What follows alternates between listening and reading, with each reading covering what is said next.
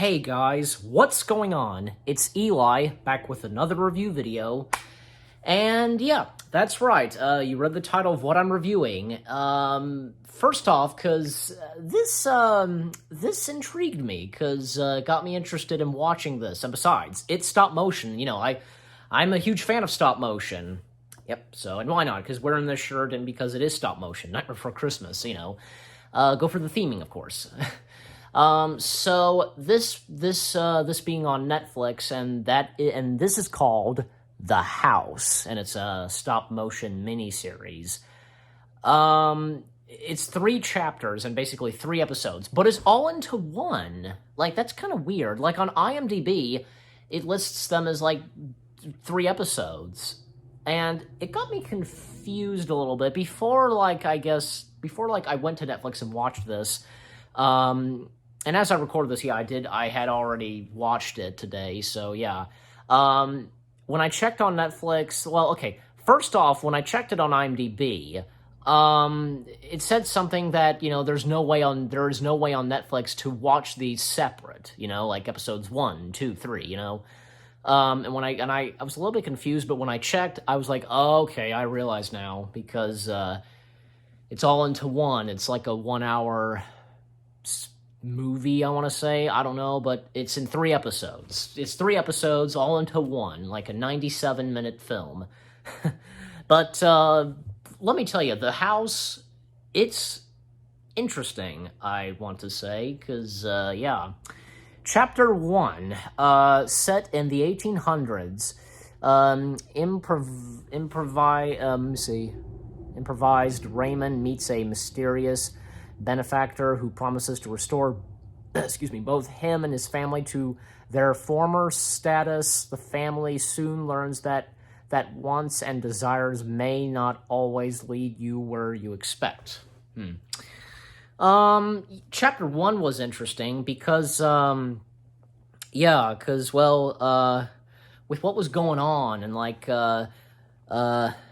something went wrong, because when they moved into this big house, the parents were acting very weird, and, the parents, like, Raymond being voiced by Matthew Good, I think that's how you say his name. And Claudie Blakely voices Penelope, and their daughter, Mabel, being voiced by Mia Goth, and the baby. Oh gosh, I forgot the baby's name. I'm sorry, but you know, or if it was the baby, like if it was Penelope, I think so. Yeah, maybe I'm probably no. I don't know, but honestly, because yeah, I was enjoying Mia. I especially I liked Mia Goth was good in this, like her voice role in this as Mabel. Because like it's her and her little baby sister that, you know, are the only ones that are like they're kind of lost at one point in the house, and that's when they're the only 2 that survive and escape from that house, because at one point you know, their parents like are acting very weird, and they first like these costumes they're wearing, you know, like it's like made out of furniture material, I guess, but that's when they start developing, like, as furniture. You know, they become the furniture. Yikes. And there are some of the other characters, like there's Mr. Thomas. I believe this is him, like, you know, who's just has a breakdown, and when Mabel and her little baby sister find him, like, he has a breakdown and says, you know, I'm just an actor, and I believe it is Mr. Thomas. Yeah, and yeah, Mr. Thomas, voiced by Mark Heap. And there's Uncle Georgie, voiced by Joshua McGuire. Uncle Lucen, I think that's how you say his name, the character's name, voiced by David Peacock, and a bunch of others. And Miranda Richardson voices Aunt Clarice. Van Schoonbeek, voiced by Barnaby Pilling. And Stephanie Cole voices Great Aunt Eleanor. So, yeah, Chapter 1 was very interesting. And then we come to Chapter 2, and so Chapter 2, set in the present day, a harassed property developer tries to make a quick sale from a renovation. However, some eerie, unexpected guests have other plans and become the catalyst to a more personal transformation. Yeah, this one was a bit weird, I want to say. Yeah, because the developer, well, it's all rats, it's all rats. And the developer was voiced by Jarvis Cocker, yeah, and there was also the visitors and relatives. Apparently, they were all voiced by, well, they were voiced by Jason Barnett and Poppy Gathard, I think that's how you say the name, and others like others that voiced the visitors and relatives, David Holt, Malene Hudson, and there was and Odd Couple voiced by Yvonne Labard, and Sven Wolter, I think that's how you say the name. Yeah, this one was really strange. Chapter 2 was very weird because, well, the developer trying to restore and, fix up the house and, and have guests, come and see the house, and, earlier when he's working on the house, bugs showing up. And then there's at one point where, I guess he's on the floor and he sees, these bugs dancing on top of him or, they're on top of the walls or anything, they're dancing. It's weird. It's very weird. And that's when, at one point, when he calls the police and, says that there's, basically intruders, because there were these two big, tall rats, I should say, that were staying for a while, and eventually, because the developer calls the police on them and, wants them out of the house, but then there's at one point where I guess he was, throwing that kind of stuff, that powder, dust, whatever, to get rid of bugs. I guess he was trying to throw it at them, but it gets in his face or whatever, and it causes him to pass out, and he's in the hospital. And when those two odd rats, they come and get him and bring him home, that's when at the very end, oh god, it's so weird. They're acting like rats, and some are almost like they're the bugs. Oh gosh, it's very weird. Man, a weird ending, I should say. And then, actually, because I think the third and final chapter, chapter 3, I think this one was actually pretty good. Okay, set in the near future, chapter 3, set in the near future, the house survives a hugely changed landscape. Rosa, a young landlady, is determined to stay in her beloved crumble house and restore it to its former glory. But inevitably, maybe that's how you say it, I don't know. Change is coming. Yeah. Now, chapter 3 I thought was actually pretty good. Probably be my favorite in this one, because because it was unlike the other two, especially chapter 2.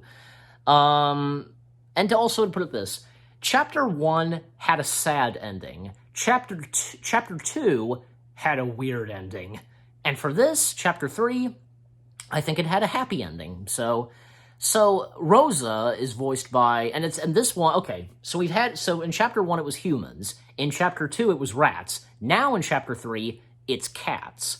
Yeah, and Rosa is voiced by Susan Wakama, I think that's how you say her last name, and there's also Elias, voiced by Will Sharp, and Jen, voiced by Helen Blam Carter, yep, and later on, then steps in Cosmos, voiced by Paul Kaye.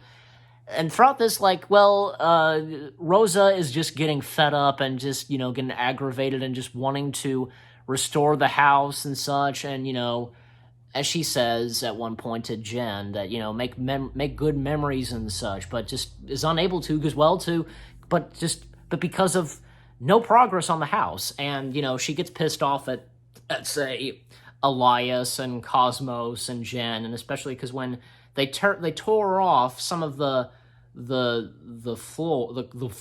hardware floors, and they were basically making a boat, and Elias tells Rosa that he wanted to leave, and they were even encouraging her to leave, but she wasn't going to have that and just wanted to stay in the house. But at one point, Elias does leave, And, of course, Elias never said goodbye to Rosa, but that's when, like, after getting fed up with Cosmos and Jen, she, like, walks into her room, I guess, and, like, she sees that Elias did say goodbye to her, but by leaving her a message and left her presents, which are these drawings that, he left for her, and, like, she never knew that he drew, and that's when at that point, like, Jen and Cosmos do something, to convince and show Rosa that, what, that she's kind of wrong, and, like, that what they are telling her to do is the best choice. And, like, how she's having, like, Rosa's having visions of, what it would be like, just like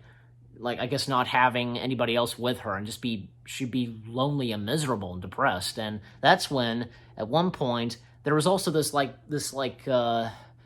and, like, lights up, and like, kind of pushes it, like, tips it over, and that causes, like, part of the house to, like, turn on, like, activate, like, say, a propeller, and there's a steering wheel, and the house basically becomes a boat as well. And yeah, even at one point before, like, earlier, like, Jen and Cosmos, they do leave, and that's when the house activates into a boat. You can hear them in the distance in one of their boats. You can do it, Jen. Come on. And of course, she goes to the steering wheel, and of course the house is floating like a ship, like a boat. Same thing, ship/boat. And yeah, and that's when all three of them in their boats, they're out in the water, because that's another thing. The house was out in the water as well. Yeah, but I gotta say, I think it had a happy ending to it, and a good ending. Chapter 3. Again, as I said, Chapter 1 had a sad ending, Chapter 2 had a weird ending, and Chapter 3 had a happy ending. So yeah. And the house, like, for one, okay, it's interesting, I should say, an interesting piece of stop motion, and the stop motion to this is fantastic. Different looks for, like the puppets, like the humans, but as for, like, say, the animals, they, like, kind of in the same style, you know what I mean? Yeah, so the stop motion animation is beautiful, it's really good. The voice acting is pretty good too. The stories, like, the chapters themselves, the episodes, very interesting, but and as I said, I think Chapter 3 is probably my favorite. But, and how do I rate the house? Good question. Well, why not? I'm thinking of it right now. I'm gonna give it 8 out of 10 stars. It's an interesting piece of stop motion. And if you guys have seen it, let me know, and let me know what you thought of my review of this, of the house. Leave comments and give this review a like, as always. So again, with that being said, 8 out of 10 stars for the house. I hope you guys enjoyed my review of the house. More reviews coming your way. They're going to be awesome. Keep looking forward, and I'll see you guys in the next video/review. Take care, and peace out.